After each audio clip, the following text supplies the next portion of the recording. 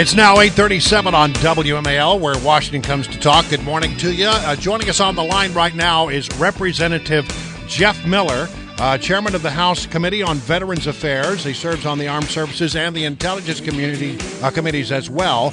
Good morning to you, Congressman. Glad to have you here on this Veterans Day. Ryan, thank you very much. It's a pleasure to be with you.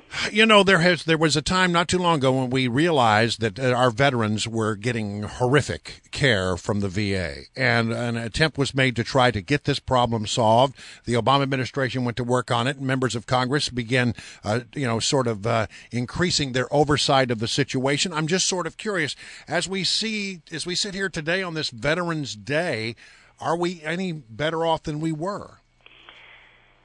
They're making some changes around the edges, but the problem was a systemic problem, and until they realize that the culture has got to change at the VA, people need to be held accountable, and VA has to be transparent. We're the committee that has the oversight responsibility. We actually uncovered the wait time debacle in Phoenix that the IG said was systemic at 110 facilities around the country, but they keep pushing back, saying they need more people and more money to solve the problem, and that's not going to resolve it. They have to change the culture within the system. All right, so if it's getting better around the edges, why can't you, as the chairman of the Veterans Affairs Committee, a man who has some control over the pocketbook and over the budget, why can't you bring some pressure to bear? We've brought as much pressure as we know how, and we will continue to bring pressure. The problem is the focus from President Obama has not been as direct as it needs to be. As far as I know, the president's never even been over to the VA central office, which is one of the closest agencies that he has to him. He could walk right across his yard to go to the central office. But look, since 2009, we have increased VA's budget 73%. Huge increases in dollars, but they still say they need more money in order to do it.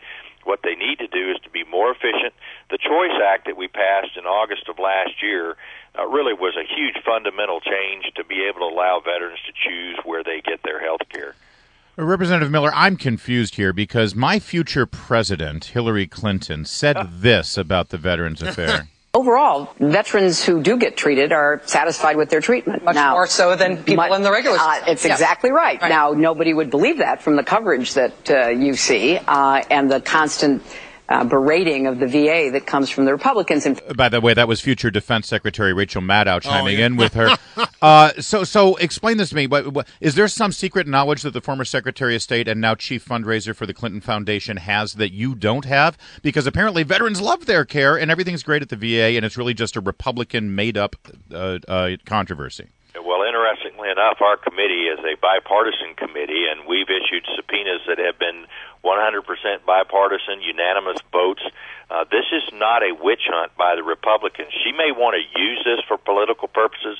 We're trying to change the VA to serve the very people that it's supposed to serve. Look, this happens to be falling under President Obama. I'm not saying that it has always been great under Republican presidents, because it hasn't been. And look, the idea that people like the health care they receive once they get into the system, probably true for a great many, and they keep saying, yeah, they keep coming back, but you need to look at the economic incentive that they have. It doesn't cost a veteran to come to the VA, where if they use other types of insurance and even Medicare, there are co-pays that come with that, and so they get a hit to their pocketbook if they go outside the system. So if you can all, I mean, I know that you're trying to be as bipartisan as possible because you have done a great job, Mr. Chairman, of making Democrats and Republicans both work together. But I have to point out that the other major candidate for the Democrats is Senator Barry Sanders. And if there is a problem with the VA, he was the chairman of that committee over on the Senate side, wasn't he? I mean, what did he do to fix this problem when he had the chance? Well, interestingly enough, Bernie and I were able to work across the aisle and bring, as I said, one of the largest changes to the way VA delivers health care to veterans that's been made since the agency became existent. We had the choice program that allowed veterans to use their own decision-making ability as to where they want to go to receive their health care. In the past, VA is the one that said, well, we choose to send you outside. Now, some veterans have the opportunity to say, no, we don't want to go to the VA. We want to go to the private care. We'd like to expand that. It's going to be a while before we can do it. But I think veterans need to have the opportunity to get things that other people do fine in the private sector, and let VA get back to doing what they do very, very well, and that is spinal cord injuries, traumatic brain injury, post-traumatic stress, issues that only they do very, very well.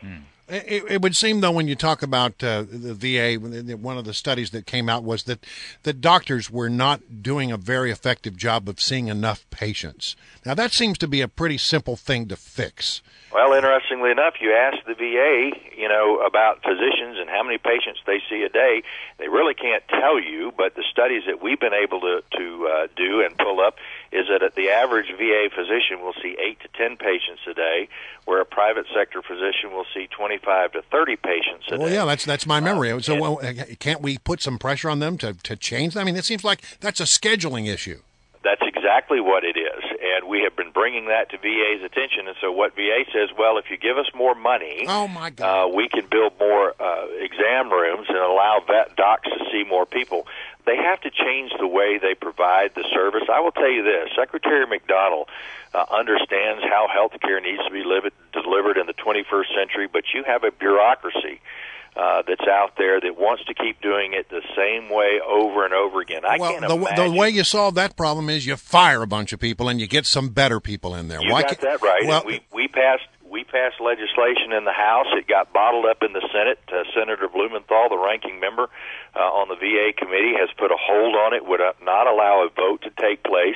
The Secretary is opposed to it, and the President has said he would veto it, and that's giving them the authority to fire people who can't or won't do their job. Accountability is the key to making the biggest changes at the VA. All right, veterans. Well, there you heard it. I mean, the Democrats, between Blumenthal and the President, they don't want incompetent bureaucrats at the VA who are not giving the care that our veterans deserve. They don't want them to be fired. That's the bottom line. Representative Jeff Miller, chairman of the House Veteran Affairs Committee, thank you so much for joining us. Thanks, guys, and happy Veterans Day to those who have worn the uniform. Amen, sir. Thank you.